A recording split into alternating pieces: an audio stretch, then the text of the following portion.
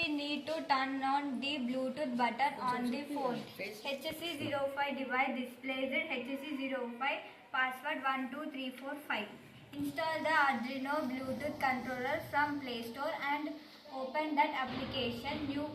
Now click OK. All applied with Bluetooth is display HC05. Say no. Open the terminal. On it displays the gas is available. First we need to turn on the Bluetooth button on the phone. HC05 device is displayed. Bluetooth it display. HC05 click on no.